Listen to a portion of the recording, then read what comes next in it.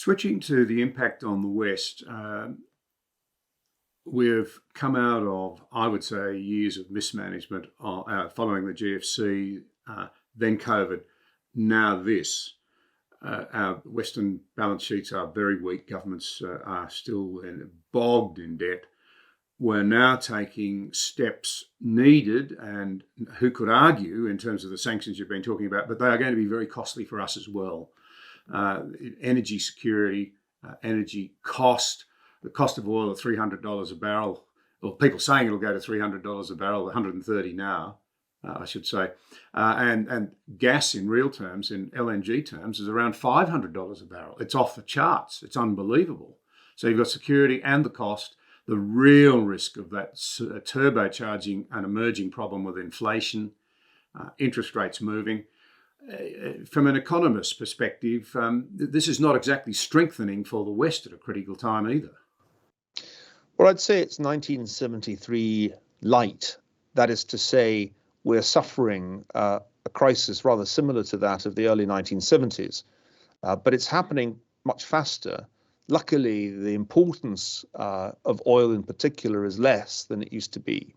But we have an inflation problem. That inflation problem originated in the excessive fiscal and monetary measures that were taken to offset the impact of the pandemic and pandemic lockdowns. That problem was already clear early last year. It became very apparent in the course of 2021, and we still are looking at the highest inflation since 1982 in the United States. The war makes it worse in just the same way that the 1973 Yom Kippur War, when the Arab countries attacked Israel, made the inflation problem worse in the 70s.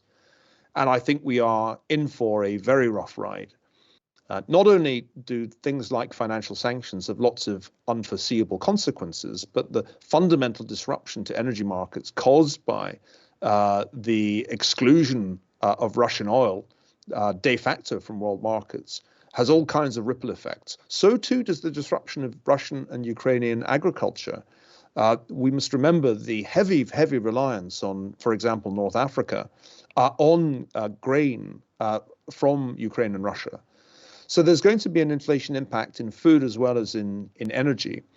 I would say that this is going to have a long, lingering impact, that the Federal Reserve and other central banks are behind the curve, and inflation is going to be a problem that persists beyond this year, with all kinds of unpredictable ramifications politically, as well as in terms of the social stability of some countries.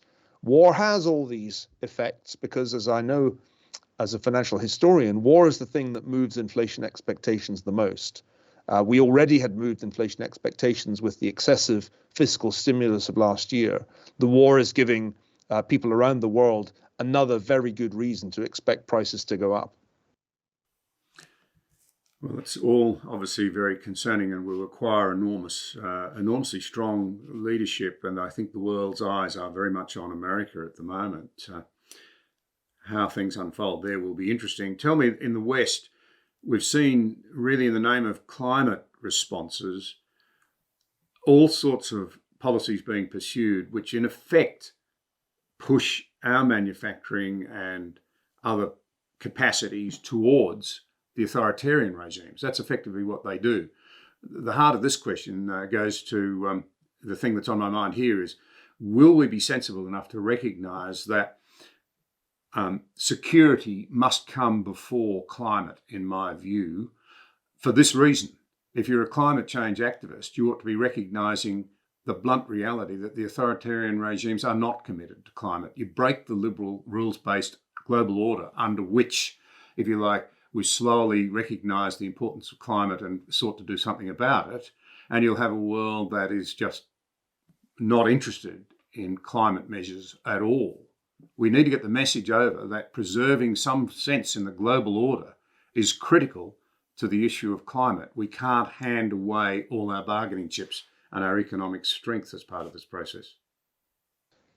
In my view, the Ukrainian crisis has revealed the nonsensical nature of European and North American energy policy.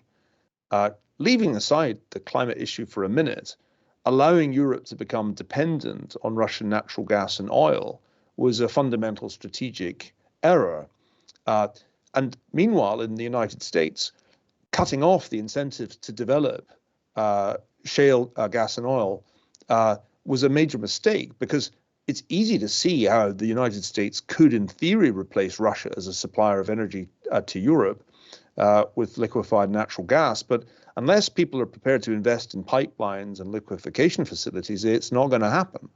The Europeans made a bet on renewables that was naive. There is no way you can power the European economy on just solar and wind. There has to be nuclear and there has to be gas. They made another wrong bet, which was to think that Russia would be a reliable supplier and wouldn't use the leverage for political purposes. And meanwhile, in the United States, the Biden administration's turned away from the vast natural resource wealth that the US has at its disposal. So we have to rethink all of this before we even start thinking about climate. When we do rethink it, we can see that from an environmental and economic point of view, there is a sustainable energy mix. Gas clearly plays a key role in the transition to higher, more efficient, less polluting technologies, but it's a bridge that will need to be extended over many years, given the major breakthroughs that still have to happen, for example, in energy storage. So this should force everybody to rethink their energy strategy on both sides of the Atlantic and indeed around the world. And as you say, while we're doing that, don't hold your breath expecting China significantly to reduce its coal consumption. It's China that is, of course, driving climate change at the moment, and nothing that we do really makes a great deal of difference if China continues to increase coal consumption in the way that it has every year since Greta Thunberg was born in 2003.